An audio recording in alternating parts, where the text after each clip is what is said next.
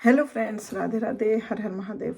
मैं मीनाक्षी एक बार फिर से आपके सामने अपने नेक्स्ट वीडियो के साथ प्रेजेंट हुई हूँ। तो चलिए शुरू करने से पहले फटाफट से बताइए आप सभी लोग कैसे हैं। I hope you are happy and healthy. तो चलिए इसी के साथ मैं आज का टॉपिक आपके साथ शेयर करती हूँ। जैसा कि पिछले कुछ वीडियो से हम देखते चले आ रहे हैं और वीडियोस इंफॉर्मेशन एक्सचेंज करते आ रहे हैं अर्ली अडल्टहुड पीरियड के बारे में, यंग एडल्ट्स के बारे में।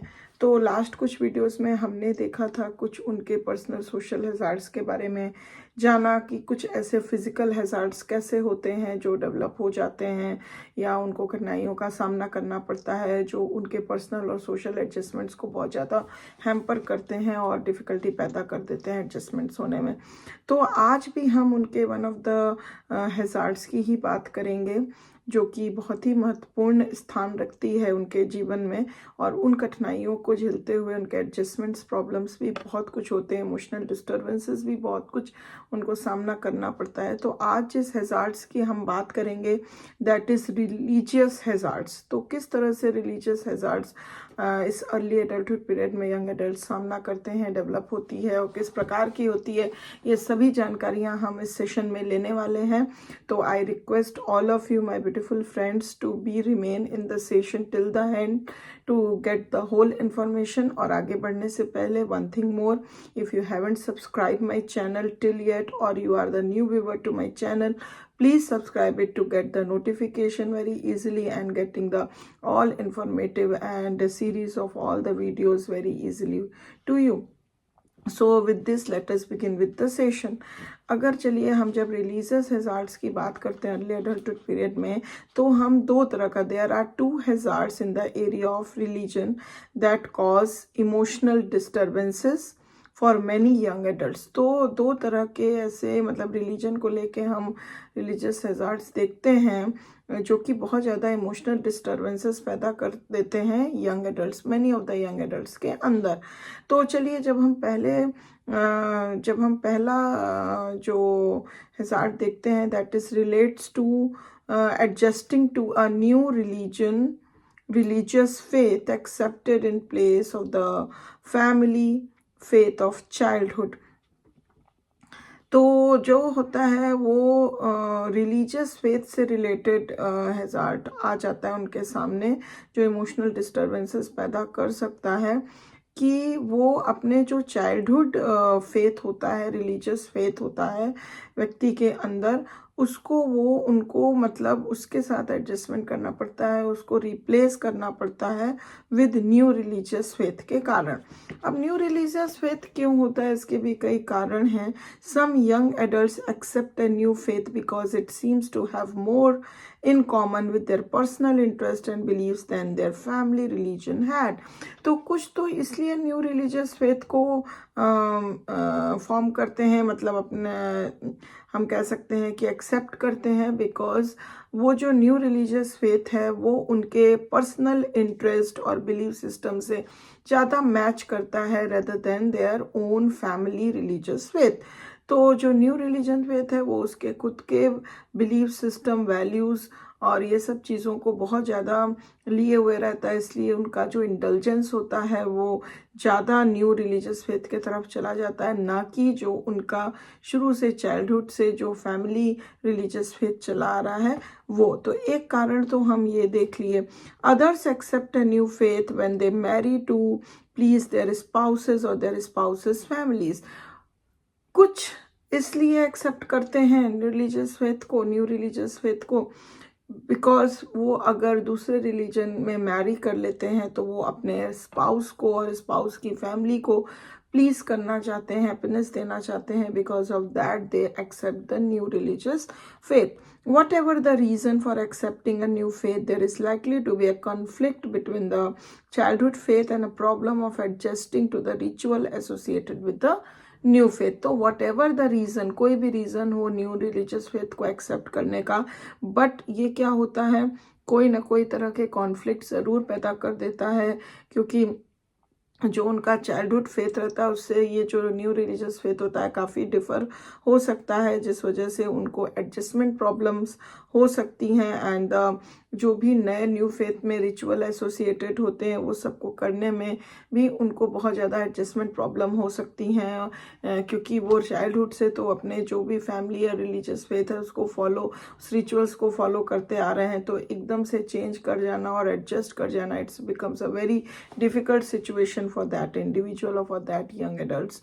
तो ये जो है पहला कारण था जो कि इमोशनल डिस्टर्बेंसेस और एडजस्टमेंट प्रॉब्लम्स पैदा कर देता है।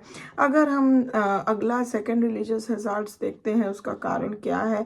The second and more difficult problem related to religion in early adulthood occurs in mixed marriages. तो इसका कारण है मिक्स्ड मैरिजेस का होना, when in laws pressure the couple to adopt one or the other faith. तो इसमें क्या होता है, जो इन लॉज होते हैं कपल के, वो उनके ऊपर प्रेशराइज करते हैं कि you have to adopt either of the faith, या तो हमारे फेथ को अडॉप्ट करो या फिर जो भी मिक्स्ड मैरिजेस का अदर जो फेथ है उसको तुम फॉलो करो, मतलब आप दोनों को लेके नहीं चल कर सकते, you have to adopt either of the faith. तो ये प्रेशर जो है उनका, इन लॉज का प्रेशर जो है कपल पे रहता है। Even when young adults have little interest in religion, they object to having the religious training of their children dictated by grandparents on either side, and they resent the implications that their religions are inferior to those of their mates.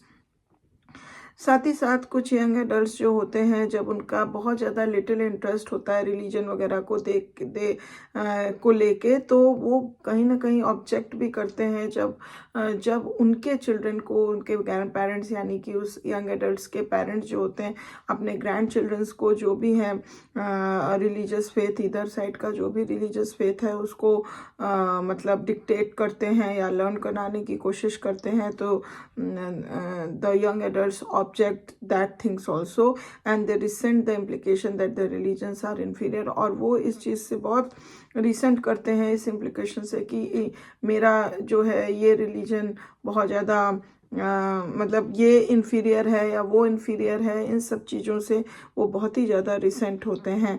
And implication inherent in the insistence that the change be made.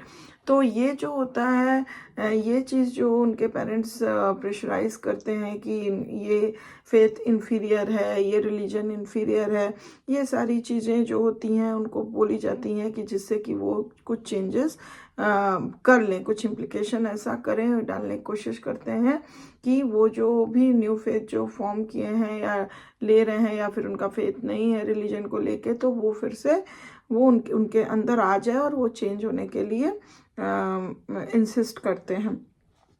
तो ये सब कठिनाइयाँ जो है young adults को बहुत ज़्यादा सामना करना पड़ता है रिलीजन को लेके। फर्दर मोर अगर हम देखें, when faced with this problem, young adults have to contend with the pressures from their own parents. तो ये सारी प्रॉब्लम्स को फेस करते हुए साथ ही साथ यंग जो एडल्ट्स होते हैं वो कंटेंट में आ जाते हैं, प्रेशर में आ जाते हैं अपने खुद के पेरेंट्स के द्वारा, to whom adherence to the family faith में ऑल्सो भी इम्पॉर्टेंट।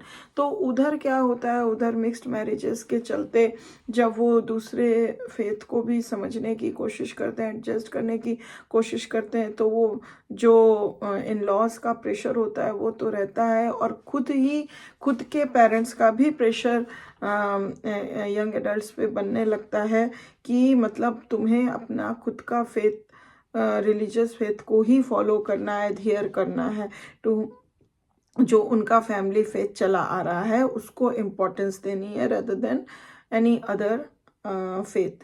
तो adjustment problems in religion frequently complicate marital adjustments. तो जो ये एडजस्टमेंट प्रॉब्लम्स इस वजह से होती हैं रिलीजन को लेके, ये बहुत ज़्यादा मैरिटल एडजस्टमेंट्स को कॉम्प्लिकेट कर देती हैं, कॉम्प्लिकेशंस क्रिएट कर देती हैं, and are often at the basis of in law problems. और ये इसका जो बेस होता है वो इन लॉ प्रॉब्लम्स से ज़्यादा रिलेटेड होता है, इन लॉज इसमें ज़्यादा इन्वॉल्व होते हैं। That's why it creates more complication in the marital adjustment you can say, और in the marriage relationships you can say।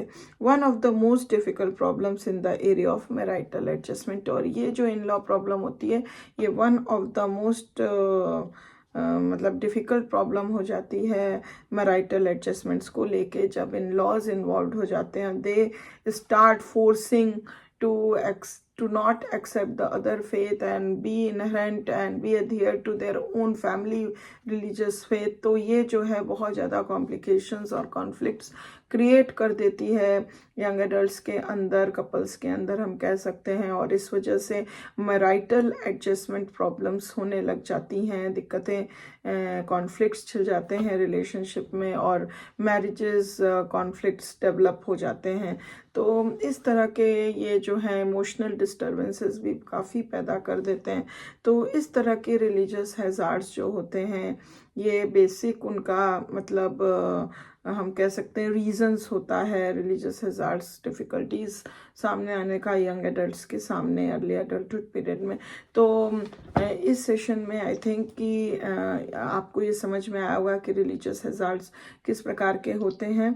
And if you like it, please give a like, and still if you haven't subscribe my channel, please subscribe it. And thank you very much for watching this video till the end, and I will back soon with my next beautiful session for you. Till then, please take good care of yourself. Bye bye.